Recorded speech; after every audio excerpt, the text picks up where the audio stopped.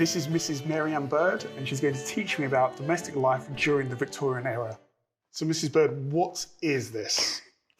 This is called a washer wringer, and this is the equivalent of the Rolls Royce. This is what you would have if you were the rich.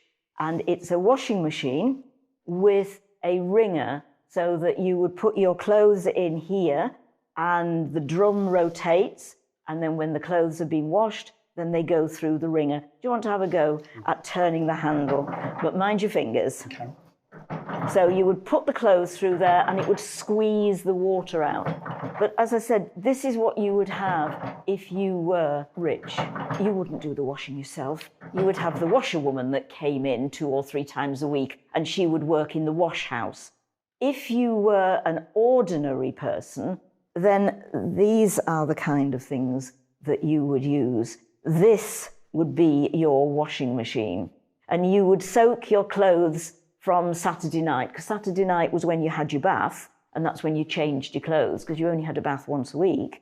And so you would change your clothes and you would soak them. And then Monday morning was wash day, so you would boil all your water on the range, fill your washing tub with water, and then grate your soap into it and get it all nice lather.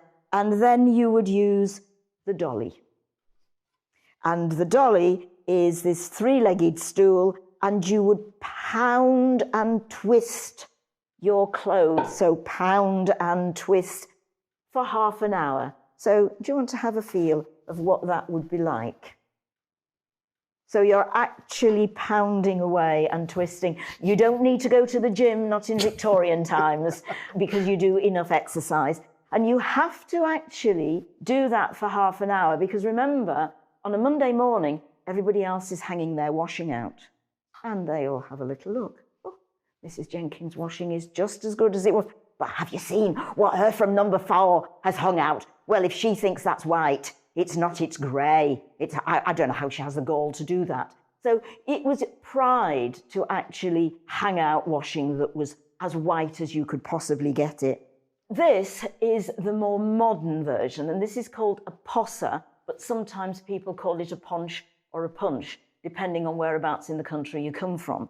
And what you do with this is that you pound it up and down in the wash tub rather than having the circular motion, because this has been designed so that it will be more efficient. So do you want to have a feel of that? Because what happens with this is that you're creating almost a vacuum as you're pounding it up and down, because the force of the pounding forces the water through the fibres and releases the dirt. So in theory, this is more efficient than that, but it's still hard work and you still have to do it for half an hour. And of course, if you were a girl, then quite often on a Monday morning, you wouldn't go to school, because school, let's face it, education wasn't that important for girls, because you would be kept at home to actually help your mum do the washing.